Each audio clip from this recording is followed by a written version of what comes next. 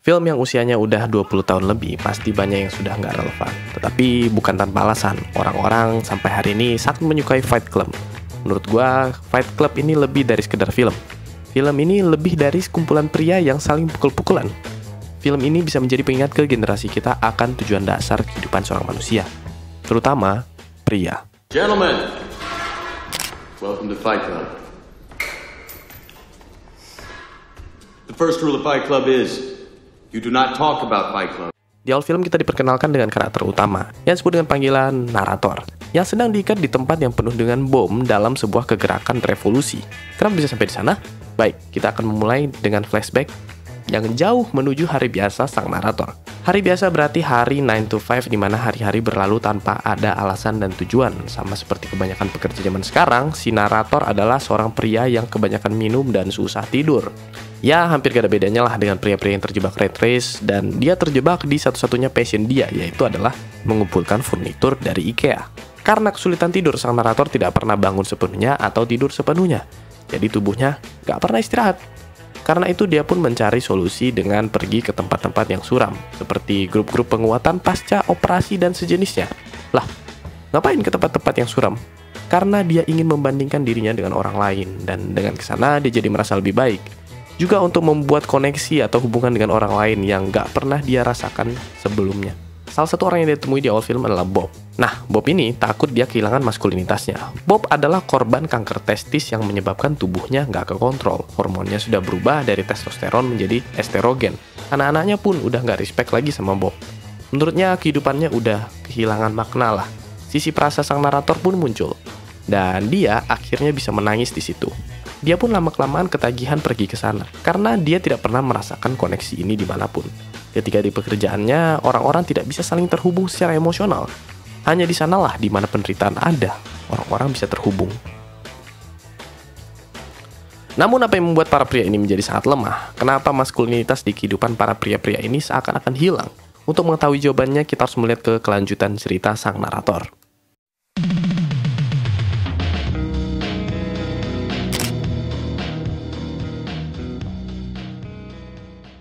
Sang narator pun tetap menjalani kehidupannya yang terjebak dengan rutinitas dan kemudahan. Semua yang ia inginkan sudah ada porsinya masing-masing. Waktu makanan, shampoo, sabun, semuanya sudah diatur. Terlebih lagi kehidupannya yang dinamis, selalu dipenuhi dengan perjalanan dan perjalanan. Siapapun orang yang dia temui di jalan, tidak akan dia temui lagi besok. Saking bosannya dengan kehidupan yang gitu-gitu aja, sang narator pun kemudian berfantasi kalau kehidupannya akan jadi lebih menarik jika ia mengalami kecelakaan pesawat. Sampai suatu hari, dia bertemu dengan Tyler Durden. Nah, si Tyler ini merupakan kebalikan sang narator. Tyler merupakan pria sejati lengkap dengan jaket kulit dan tingkat kepercayaan diri yang amat sangat tinggi. Dia adalah serigala dan bukan domba. Kemudian Tyler pun pergi meninggalkan sang narator dengan mencuri mobil sport, sedangkan sang narator kembali ke kehidupan biasanya. Namun, sesampainya di rumahnya yang penuh furnitur IKEA itu, rumahnya hangus terbakar, semua yang ia miliki hilang dalam sekejap mata. Tetapi disinilah awal mulanya sang narator kembali mendapatkan maskulinitasnya. Oke, kalau begitu kembali ke pertanyaan awal, apa yang membuat para pria-pria ini kian hari kian melemah? Jawaban yang pertama adalah karena mereka tidak memiliki tujuan hidup dan hubungan dengan manusia lain secara mendalam. Para pria kini hanya menjadi budak korporat yang kerjaannya hanya bangun, pergi ke kantor, pulang, makan, dan tidur. Bekerja hanya untuk menunggu akhir pekan, ya nggak tahu juga di sana mau ngapain. Kita kehilangan rasa perjuangan, kita nggak lagi melakukan hal yang baru, kita juga berhenti mengeksplor tempat-tempat yang baru. Kita hanya melakukan kegiatan yang sama setiap harinya tanpa tujuan yang jelas. Selain terjebak rutinitas, para pria ini pun tidak memiliki hubungan dengan manusia lain secara mendalam. Karena kita sejatinya adalah makhluk sosial, kita pun berakhir mencari hubungan dan interaksi di tempat-tempat yang nggak seharusnya. Misalnya dating app, di game, ataupun di klub malam dengan harapan mendapatkan seorang teman atau kalau bisa pasangan. Namun kenyataannya adalah yang mereka dapatkan hanyalah orang-orang yang sama rusaknya. Kalau para pria ini memiliki hubungan yang mendalam dengan manusia lainnya, hal-hal yang disebutkan tadi tidak akan laku, teman-teman. Kita nggak harus mabuk-mabukan ke klub bersama orang-orang kosong dan mengulangi hal yang sama lagi setiap minggu hanya untuk merasakan hubungan yang tulus yang tidak pernah kita rasakan sebelumnya. Tentu, pria-pria ini pasti juga akan sulit berkembang kalau mereka hanya menghabiskan waktunya bermain video game atau top up terus-menerus secara tidak sehat atau menyawer live streamer tidak senonoh hanya untuk mendapatkan sepatah dua patah kata sapaan. Waktu habis, energi habis, uang pun habis. Gimana mau punya resource yang cukup untuk berkembang? Dan makin lama hal seperti ini nggak ada tanda membaik. Yang ada, malah para pria ini semakin depresi dan menyendiri. Kalau menurut data, dunia saat ini sedang dalam pandemi, dan pandemi itu dinamakan kesepian. Jangan kaget ketika angka bunuh diri pria beberapa tahun belakangan adalah yang tertinggi sepanjang masa. Karena para pria ini, termasuk gua dan kalian, itu butuh tujuan dan hubungan dengan orang lain. Lantas, solusinya gimana bang? Inilah gunanya kita nonton Fight Club. Ada pelajaran yang sangat berharga di sana. We have no Great War, no Great Depression. Our Great War is a spiritual war. Setelah semua yang dia miliki itu hangus dan terbakar, sisi pria sang narator pun bangkit dan memulai perjalanan penebusan dirinya. Akhirnya sang narator pun menghubungi Tyler. Dan dari percakapannya, Tyler pun mengingatkan betapa berbahayanya perilaku konsumerisme. Konsumerisme yang dilakukan sang narator hanya membuat dirinya semakin lemah, menghilangkan insting sesungguhnya dari seorang pria, yaitu memburu. Sebenarnya, Tyler udah lama memiliki keresahan ini. Keresahan yang sama terhadap majalah-majalah selebriti atau TV yang punya ratusan channel. Tyler rasa hal-hal demikian hanyalah pelarian. Jelas kalau Tyler ini memiliki pandangan agak lain terhadap apa yang baik dan yang buruk. Tyler pun kemudian menyuruh sang narator untuk memukulnya. Karena dia sangat ingin merasakan sesuatu, merasakan tinju yang mendarat di pipinya.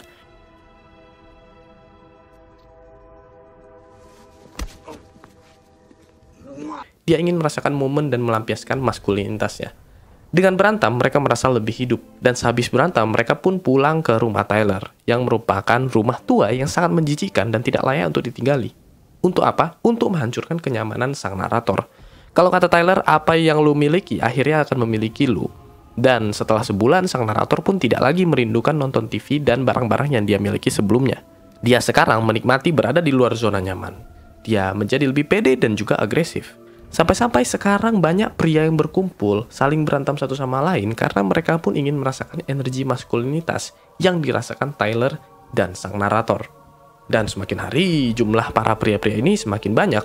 Semua pria-pria yang tadinya kehilangan arah, kehilangan tujuan bersepakat membuat sebuah klub bernama Fight Club. Dengan satu tujuan, yaitu untuk memerangi kehidupan pria yang semakin lama semakin feminim. Dan mulai dari sinilah sang narator dipandang beda. Dan gak cuma dia, semua pria di Fight Club itu dipandang beda di masyarakat. Mereka sekarang memancarkan energi yang berbeda, seakan-akan mereka sudah menjadi seseorang. Dan dengan ini sang narator pun menjadi semakin lapar. Dia merokok di tempat kerja dan berpakaian gak karuan. Dia mengorbankan semua kenyamanannya untuk merasakan energi maskulinitas tadi, untuk kembali ke sisi alami seorang pria. Pengorbanan inilah yang menjadi pondasi dari Fight Club. Karena kita sudah bergabung ke Fight Club, kita tidak punya pilihan lain selain berantem. If this is your first night at Fight Club, you have to fight. Kenyamanan adalah konsumerisme, dan Fight Club bertujuan untuk melenyapkan kedua hal ini. Karena bagi para pria ini, kenyamanan adalah faktor utama yang menyebabkan pria semakin lemah.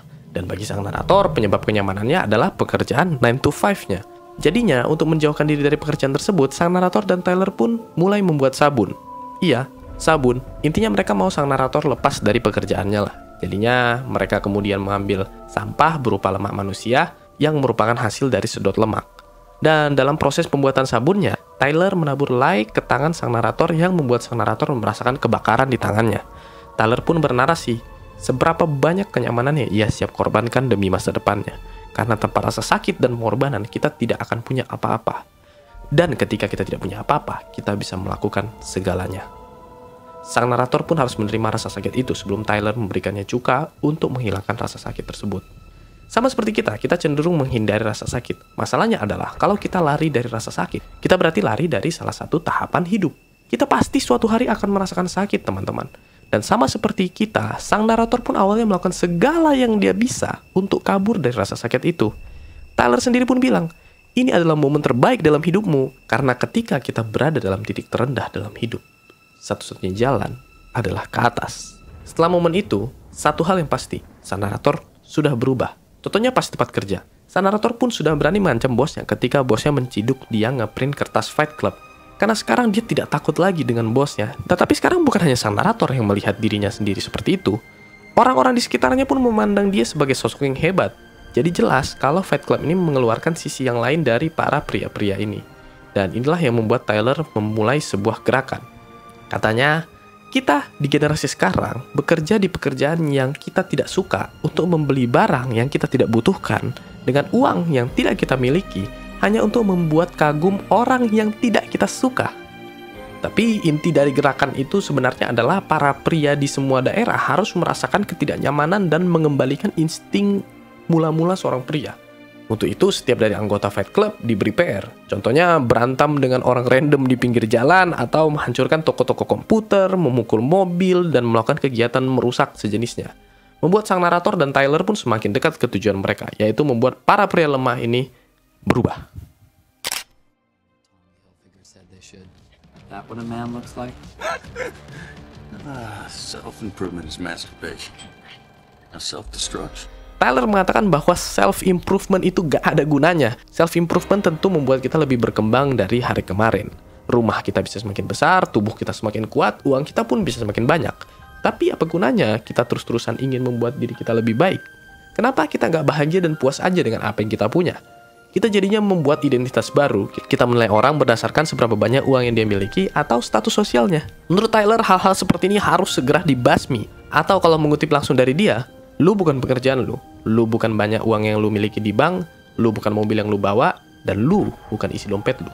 Tyler tidak mau hal-hal seperti tadi membuat para pria menjadi semakin lemah. Hal ini dia tunjukkan dengan menodong pistol ke seorang bernama Raymond yang bekerja di minimarket. Raymond ingin menjadi seorang dokter hewan, namun dia tidak berhasil karena nggak ada usaha dan niatnya juga kurang. Tyler mengancam Raymond kalau dia nggak mulai belajar dalam waktu 6 minggu, dia akan membunuhnya. Di sini Tyler mengajarkan kita untuk mengesampingkan semua ketakutan dan kemalasan serta distraksi kita sehingga kita bisa fokus dengan tujuan kita. Karena pertumbuhan yang baru tidak akan muncul tanpa kehancuran yang lama. Hari-hari ini data menunjukkan bahwa pria semakin hari semakin lemah. Jadi jelas permasalahan sosial yang ditujukan di Fight Club itu sangat benar kenyataannya terjadi. Tingkat testosteron pria zaman dulu itu berada di sekitar angka 1000 nanogram per desiliter. Sekarang, hanya sekitar 300-700 nanogram per desiliter. Betapa rendahnya angka tersebut teman-teman ketika kita bandingkan dengan yang zaman dulu. Maka tidak heran pria zaman sekarang lebih mudah mengalami depresi, kelelahan, tidak pede, dan kurangnya ambisi. Di zaman dulu, pria bertindak seperti pria. Tidak seperti Raymond tadi, para pria siap dalam menghadapi ketidaknyamanan yang luar biasa, seperti peperangan, kehancuran ekonomi, kemiskinan, wabah. Otak pria zaman sekarang itu terlalu banyak terkena stimulasi yang menyebabkan mereka tak henti-hentinya scrolling sosmed. Mereka hidup dari cerita orang lain. Apalagi para pengusaha-pengusaha global yang kerjanya setiap hari adalah memanfaatkan kelemahan pria-pria ini, membuat kita semakin hari semakin lemah melalui sosial media, makanan, dan kenyamanan-kenyamanan lainnya. Jutaan dolar dikeluarkan untuk penelitian gimana caranya merebut perhatian kita. Iya, kita yang hidupnya hanya bangun, nge-scroll sosmed, dan tidur. Gak hanya di Amerika, di seluruh dunia pun merasakan hal yang sama. Makin lama, para pria ini hanya menjadi makin malas dan hanya ingin yang instan-instan aja. Karena emang gak perlu lagi jadi pria yang kuat. Dan bahayanya kalau ini gak ditangani, kita bisa kehilangan satu generasi pria. Good times create weak men. Dan ketika para pria ini membiasakan diri mereka dengan kenyamanan, mereka tidak lagi memiliki keinginan untuk berjuang. Udah gak ada lagi keinginan untuk sukses. Sudah hilang pula keinginan untuk menjadi lebih baik dari hari kemarin. Dan ketika kelemahan-kelemahan ini dinormalisasi di media, kita semua pria pun jadinya terikut seperti itu. Kita pun jadi terbawa. Kita pun menerima bahwa kita telah menjadi lemah. Kita menurunkan standar kita dan orang-orang di sekitar kita. Dan melanjutkan quotes di awal tadi, inilah yang menyebabkan kehancuran masyarakat atau masa-masa sulit.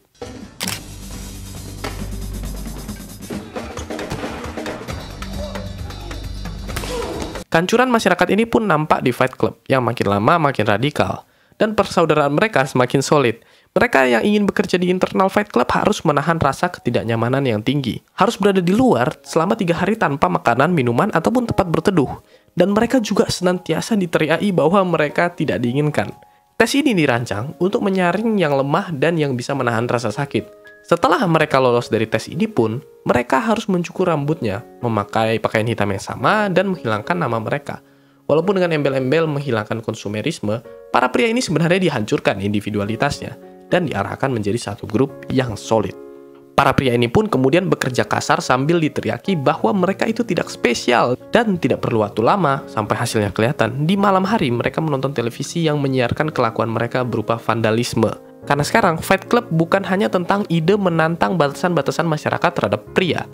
Namun sekarang berkembang menjadi gerakan perlawanan terhadap hal-hal tersebut.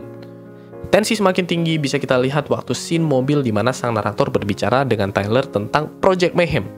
dan kehancuran yang telah mereka perbuat. Tyler mengakui bahwa dialah yang meledakkan rumah sang narator. Dia lakukan itu karena sekali lagi dia ingatkan ketika sang narator gak punya apa-apa, dia bisa menjadi segalanya. Dan selama ini kenyamanannya lah yang menarik dia dari potensi tertingginya. Jadi untuk membebaskan pikirannya dari zona nyaman, Tyler menabrakkan mobilnya.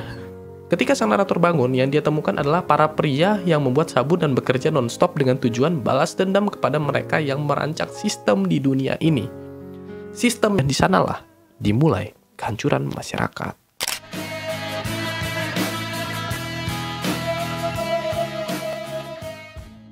Fight Club sendiri merupakan film yang mengajarkan kita untuk tidak mengikuti mentah-mentah apa yang berlaku di masyarakat. Film ini pun mengkritik manusia yang terlalu terjebak di dalam konsumerisme. Kita makin lama makin tidak menjadi diri sendiri. Tyler menunjukkan sebuah jalan keluar. Namun sayangnya karakternya berubah dari seorang ketua yang bisa diandalkan menjadi teroris yang tanpa ampun yang memiliki satu tujuan, yaitu menghancurkan masyarakat modern. Para pria-pria di Fight Club yang awalnya kehilangan arah menjadi punya tujuan. Namun lama-kelamaan jadi salah kaprah. Mereka merasa dirinya adalah pahlawan yang berkorban untuk sesuatu yang lebih besar. Atau kalau kata-kata mereka, menjadi monyet yang dikirim ke luar angkasa. Namun yang sebenarnya terjadi adalah mereka keluar dari satu ideologi, tetapi terjebak lagi di ideologi lain, bahkan kali ini yang lebih destruktif. Walaupun begitu, Tyler banyak ngajarin kita tentang hal-hal yang positif, yaitu jadilah dirimu sendiri, atau hiduplah dalam momen, hadapi rasa takutmu, keluar dari zona nyaman, dan fokus pada tujuan hidupmu. Baik, itu aja teman-teman yang bisa gue bagikan hari ini. Ambil positifnya, buang negatifnya, dan jangan lupa subscribe channel ini biar gak ketinggalan. Terima kasih sudah menonton dan sampai jumpa di video berikutnya. See ya!